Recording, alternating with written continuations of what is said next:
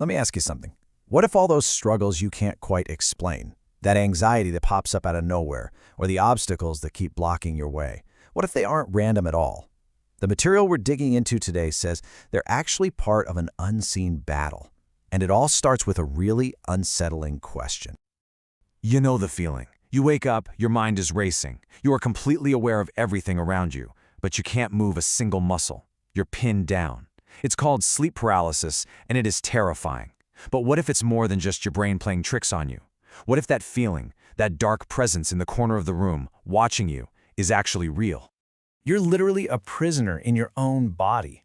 The source material describes it like this heavy weight pressing down on your chest, and you can feel this evil presence getting closer.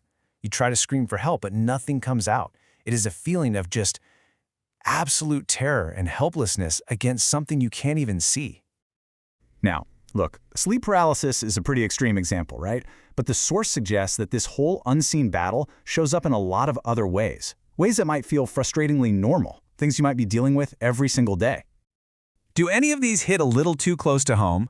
We're talking about that sudden, crippling anxiety when everything in your life should be fine, or a depression that just crushes you no matter what you do. Maybe it's the constant money problems, even though you work your tail off, or relationships that were solid one day and just fall apart the next. It's that feeling like you're fighting an invisible wall, or maybe old addictions you thought you'd beaten suddenly roar back to life, stronger than ever. So, here's the really crucial point the source makes. When you're facing this stuff, you do all the logical things. You go to a doctor, you talk to a therapist, maybe you try medication. But what happens when none of it works? What if the root of the problem isn't just in your head or in your biology? And this is where the entire argument flips on its head. The material we're looking at proposes a totally different way of seeing these struggles. It's about reframing the whole conflict, moving it out of the doctor's office and onto a completely different kind of battlefield. And there it is, the central idea. These aren't just random life problems. The source claims they are targeted attacks. You're in a spiritual war. And the reason you can't figure out where it's all coming from is because the enemy isn't from this world. Now, to give this idea some grounding, the source points straight to Scripture, to Ephesians 6:12. It basically says our real fight isn't with people, flesh and blood. The real fight is against these unseen forces, principalities, powers, rulers of darkness. In other words, there's an organized, invisible hierarchy of evil that we're up against. This is the biblical foundation for the whole idea. Okay, so if this is a war, where in the world do you find the instruction manual? Well, this is where it gets really fascinating. The source makes this incredible historical claim, arguing that the wisdom to fight this war comes from a very specific, very ancient tradition. The source basically traces this unique historical path. It says that way back, ancient Israelites brought their knowledge of the invisible world to Ethiopia. This connection got even stronger with people like King Solomon and the Queen of Sheba. Then, in the 1st century, the gospel shows up. And something really powerful happens. That ancient Hebrew understanding of spiritual combat gets fused with Christian teachings on how to defeat demons. And this unique battlefield wisdom, the source argues, has been preserved for thousands of years, specifically in the Ethiopian Orthodox Church. And the main thing to get here is that this isn't some abstract philosophical idea. It's not about academic debates. As the source puts it, it's battlefield wisdom. It's practical, it's been tested, and it's been passed down by people who've been on the front lines of this spiritual war for centuries.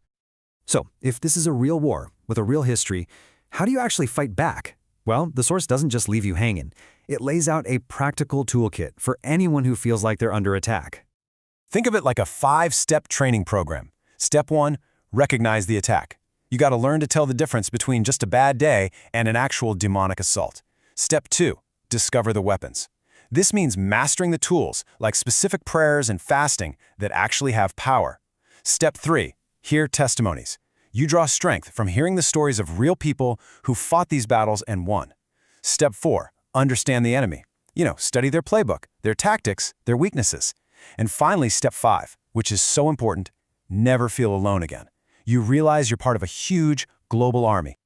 And that's the core of it, right there. It's all about empowerment through knowledge.